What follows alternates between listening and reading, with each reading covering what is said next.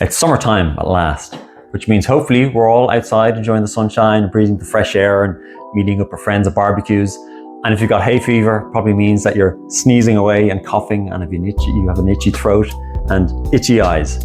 My name's John, I'm an acupuncturist and a herbalist based in Naas, and I want to give you a few tips about how to deal with this time of year if you've got hay fever. So first of all, what causes hay fever? From a Western medical point of view, what's going on is there's harmless pollen in the air at the moment, and it goes into our nose, into our eyes, and our body gets a bit freaked out and thinks it's actually a threat. So what it does is it stimulates our immune system to start releasing histamine in the areas where it thinks there's a threat, in our eyes, our nose, our throat. That causes inflammation, which is actually trying to fight off the threat. But the problem is, there's no threat there. So you just have all this adverse reaction, itchy eyes, itchy throat, mucousy, for no reason at all, other than your body's a bit nervous about what's going on around it. From a Chinese medicine point of view, it all really comes down to our digestion. That's the cause of these issues of hay fever.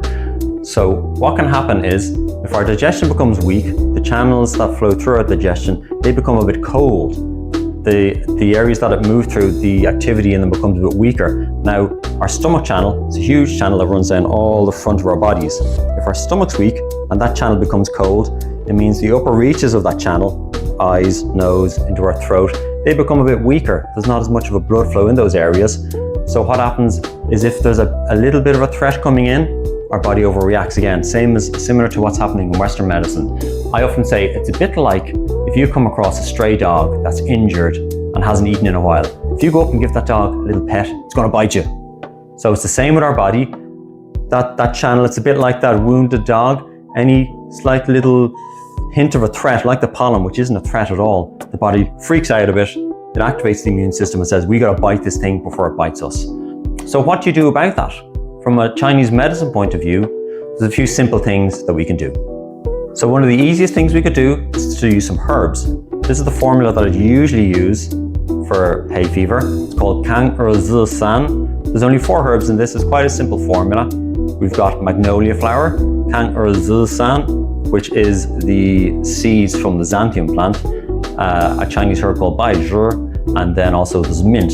So the first 3 of those herbs, what they do is they open up the airways and they dry up the mucus.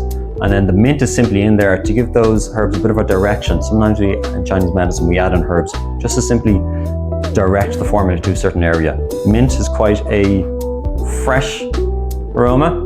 So what that means is it brings the action of the herbs to the upper part of the body, effectively to the throat, nose, eyes.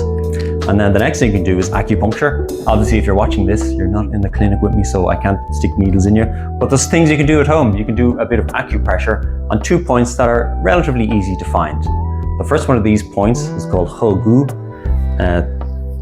This is the one that people would often use for, they might use it for a headache. It's kind of a known point for if somebody has a bit of a migraine or a headache, you could use this.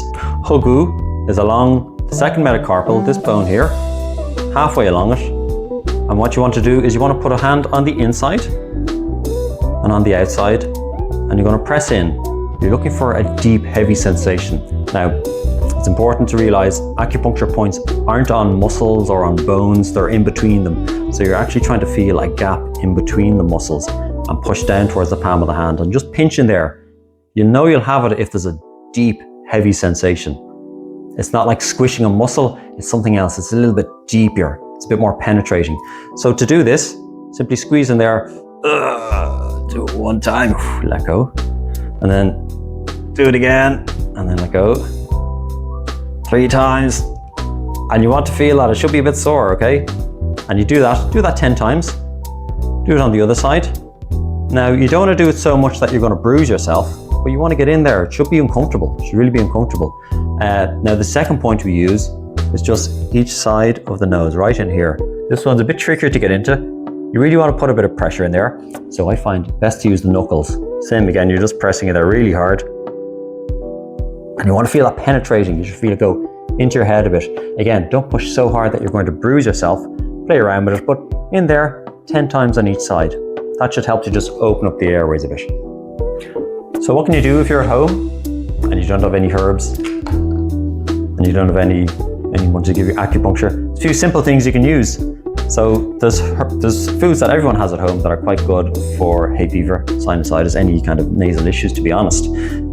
First one's garlic. Just start eating a bit more of it. Simple as that. You don't need to do anything fancy. It's not as if you have to eat it raw or you have to cook it in any special way. Just eat a bit more garlic. Great for balancing out your immune system, but it's also good for opening the airways and regulating mucus production. And the next is ginger. This is fantastic for activating your lungs and for drying out mucus a bit. What you can use this with is a bit of mint. They work very well together. So the ginger has a drying and a stimulating effect, and the mint has a raising effect. So it helps to draw the effect of the ginger up to the nose and to open up the airways. Mint as well, it also opens up the airways. So if you just put a few slices of fresh ginger in a cup of hot water and a bit of mint as well, it's a tasty drink and it'll help to open up your airways. Now, if you really want to supercharge that drink and you don't mind drinking things that are a bit gross, put in a bit of scallion. Now you want the white part, that part there. So what you can do is simply chop it, slice it down, and then put it in the cup of hot water with the ginger and the mint. Drink that. It's not going to be delicious, but it won't be terrible. There's a few other things that are generally good for inflammation. Turmeric. This is well known for inflammation anywhere in the body, any joint pain, that kind of stuff. But it's also good for bringing down inflammation in the nasal cavity, the throat. So again, you don't need to do anything unusual with that. Just include it in your diet a bit more. Try and cook with it a little bit more. And also green tea and just regular tea as well. They're good for just drawing the body's attention to the upper orifices and helping to clear the mind a bit and to open up the nose. Very slightly, very gently. So when it comes to things to avoid, what we're trying to get rid of is all the mucus producing foods and anything that just clogs up the upper orifices, the nasal cavities. So unfortunately, it tends to be the more fun stuff. So it's dairy, particularly cheese, and it's sugar, and it's alcohol.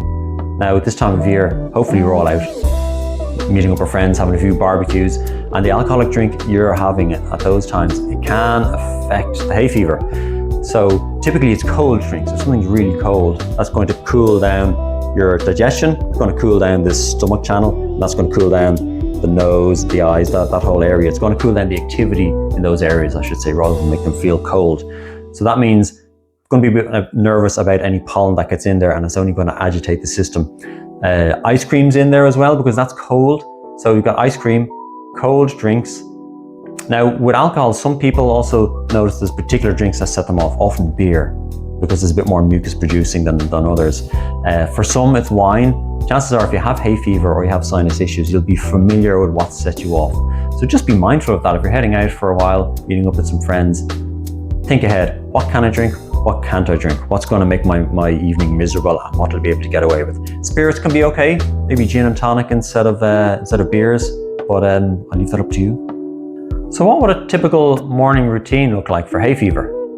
So one of the main things you can do is nasal rinse. This stuff's absolutely fantastic. A bit weird to get used to if you haven't done it before, but it's fantastic for clearing out the sinuses. A bit like when we brush our teeth in the morning. This is brushing out our sinuses in the morning. So let's start with this. Then what I might do, some acupressure into these points in here that we were talking about previously.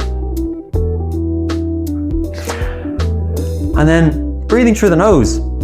This is one thing that's fantastic for opening up the airways and actually clearing out a bit of pollen. Instead of breathing through the mouth so much when we're outdoors, we breathe through the nose and breathe deeply through the nose. It does help to clear out the pollen and to energize that area as well. So what I'd love to know is what works for you. Please write down below what remedies you find work for you. Any simple things that I've left out, any of the stuff that I've mentioned that you find is really good. I want to hear it because I want to let other people know. So please tell me.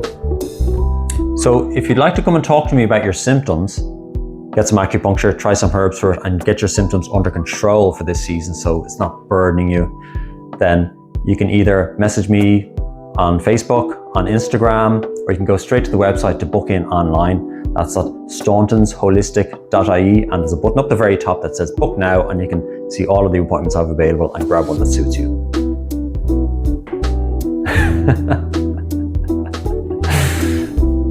Then what I might do I don't know what to do next. Then what I might do